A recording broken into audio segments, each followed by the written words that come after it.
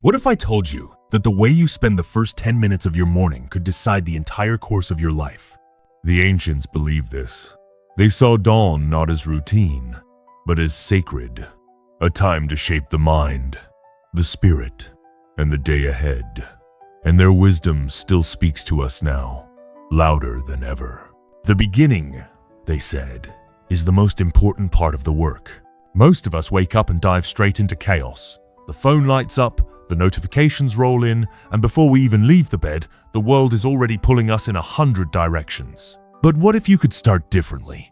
What if your mornings became the foundation for clarity, strength, and purpose?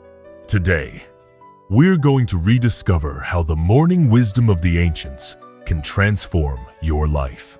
For the Stoics, the morning was a rehearsal for life. Marcus Aurelius prepared himself by reminding that he would meet ungrateful and difficult people, but that they could not harm him. This wasn't pessimism, it was preparation. In the East, Confucius encouraged reflection at daybreak, asking if one had been faithful to their duties, if they had treated others with respect, and if they had been true to their word. Both traditions agreed. How you rise shapes how you live. So ask yourself, are you stepping into the day with clarity, or drifting in like a leaf caught in the wind? The ancients didn't clutter their mornings with rituals. They emphasized clarity. Seneca reminded people that life is not short, but much of it is wasted. Epictetus taught that while we cannot choose our circumstances, we can always choose how we respond to them. Every morning became training. Could you rise with discipline instead of indulgence? Could you direct your thoughts instead of being dragged by them? Could you live deliberately instead of reactively? That was the true purpose of the morning.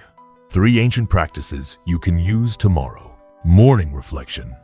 Before touching your phone, write a single guiding line in a journal. Something like, "Today I will be patient," or "Today I will act with courage." Gratitude at dawn. Pause, breathe, and name 3 things you are grateful for. A warm drink, a friend, or simply being alive. Discipline in action. Do one small thing you don't want to do just because you said you would. Make your bed, stretch, or drink water before coffee. These habits take less than 10 minutes, but they can reshape your soul. It is not what happens to you, but how you react to it that matters. Morning set the intention, but midday is the test. Marcus Aurelius reminded himself that he had power over his mind, not outside events, and that strength comes from realizing this. Even emperors faced betrayal, frustration, and endless demands. The ancients remind us that every challenge is the gymnasium for your character. Seneca said difficulties strengthen the mind, just as labor strengthens the body.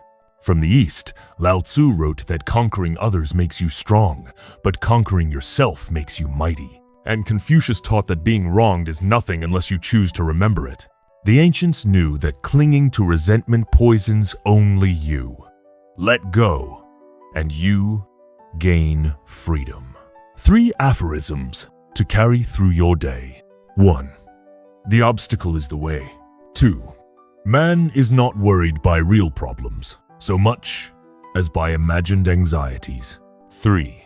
Silence is a true friend who never betrays.